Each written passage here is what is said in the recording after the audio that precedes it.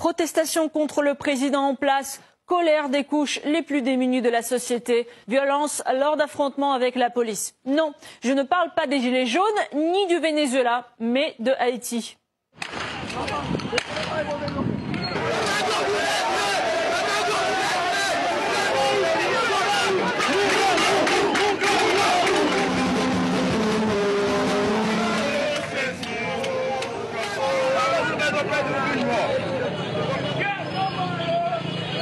Les États-Unis ont certainement dû soutenir ce beau mouvement démocratique, cette révolte du peuple contre des oppresseurs, voire promettre l'envoi des troupes américaines pour mettre fin à la dictature qui règne sur l'île. Non ?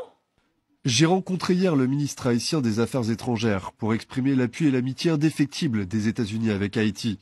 Nous appelons tous les acteurs politiques haïtiens à respecter et protéger leur démocratie, à engager un dialogue et à mettre fin à la violence politique.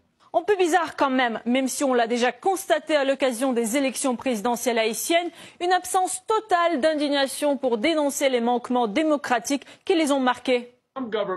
Le gouvernement Trump ne soutiendra pas le peuple haïtien parce qu'il a besoin de ce gouvernement pour son projet de renverser le gouvernement vénézuélien.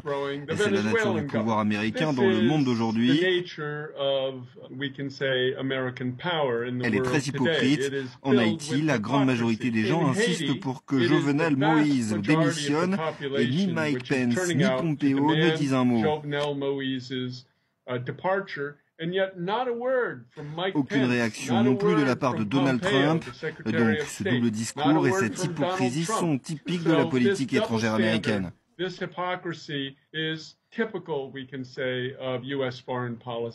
devinez quoi? Vers qui les manifestants se tournent-ils maintenant?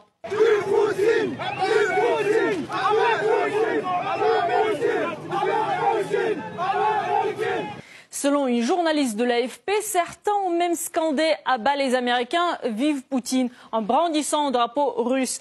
Il se pourrait donc qu'on entende bientôt des accusations d'ingérence russe en Haïti. Logique, après avoir organisé les Gilets jaunes en France, il fallait frapper encore plus à l'ouest.